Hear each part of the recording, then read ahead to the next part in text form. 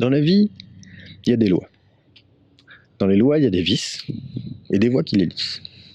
Dans les intentions, dans les idées, les attentions délibérées, dans le regard qu'on a sur le monde, on se dit souvent mais pourquoi les gens font ça? Non mais c'est vrai, sans déconner, pourquoi les gens font ça, se comportent comme des nuls, volent, ne mangent pas leurs 5 fruits et légumes, ne se garent pas comme il faut, insultent les gens sur internet.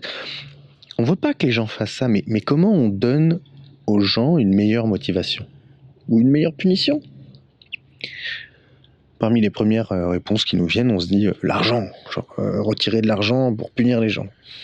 Ça, on a plein d'exemples, mais celui qui me fait le plus marrer, c'est l'expérience qu'a fait une crèche en 2008, qui en a marre que les parents arrivent en retard. Alors elle dit il y aura une amende pour les retards. Qu'est-ce qui se passe? Les parents sont vachement plus en retard.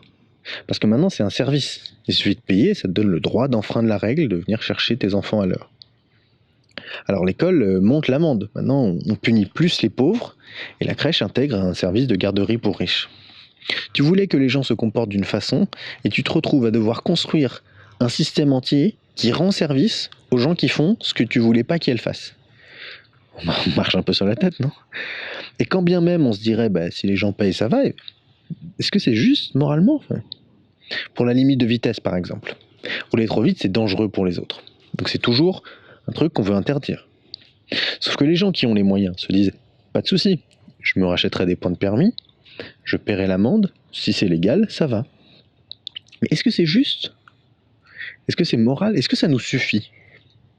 Est-ce qu'on se dit mission accomplie ou est-ce qu'il faut aller au-delà de la simple idéologie punitive?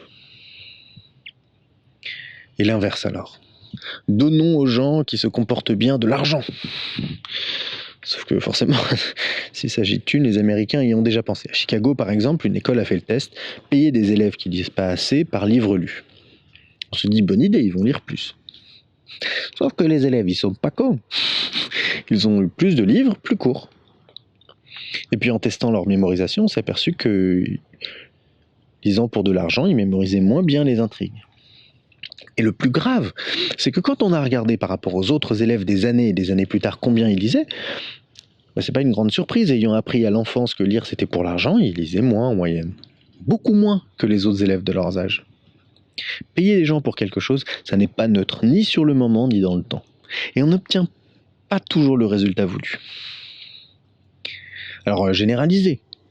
On sort de l'argent, on va juste donner des objectifs. Mais non. Parce que là, on fait face au problème général. C'est que toute bonne mesure qui devient un objectif devient une mauvaise mesure. C'est la loi de Goodhart, on appelle ça. En design systémique, je dis, c'est une bonne mesure d'une ou d'un bon prof, la différence de notes entre le début et la fin de l'année. Ça m'indique que les élèves se sont améliorés grâce au prof ou ont descendu de niveau à cause du prof. Pourquoi pas? C'est une mesure, elle me sert. Si je dis je paye plus les profs qui ont une grande différence de notes, qu'est-ce qui se passe? Les profs malhonnêtes, ils vont saquer les élèves en début d'année, augmenter les notes à la fin. Et maintenant, j'ai l'impression que super, le différentiel et la moyenne est plus grand. Donc que mes élèves sont meilleurs, mais je suis juste en train de filer ma thune, notre thune, n'est-ce pas, à des gens malhonnêtes. Et ma bonne mesure est devenue une mauvaise mesure, puisqu'elle m'indique plus le vrai progrès des élèves. Donne des objectifs d'arrestation aux policiers, des objectifs de performance aux employés ou aux médecins, et c'est la même chose. Mais le truc grave, c'est que je disais les profs les plus malhonnêtes, mais en fait pas tellement. Parce que le système est comme ça, que c'est la loi. Et que finalement c'est pas malhonnête d'obéir à la loi. Peu à peu, tout le monde se met à faire ça. Mon objectif a tout foutu en l'air.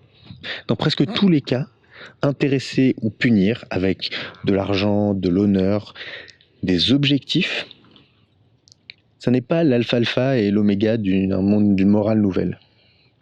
Et c'est ça, on ne peut pas imaginer un monde meilleur en disant seulement il faut des lois, il faut des objectifs, il faut des mesures et des indicateurs, #StartupNation. Ce qu'il faut dire, c'est qu'il nous faut un monde plus humain, qui certes mette des limites et des cadres bien faits, mais qui servent à rien si on n'apprend pas à l'humanité à s'aimer un peu plus. Nos systèmes de valeurs humaines sont trop complexes pour les codifier en entier, alors il faut faire le vrai travail dur. Apprendre à se prendre en considération et dans les bras, et à se comprendre les uns les autres. Et à demain.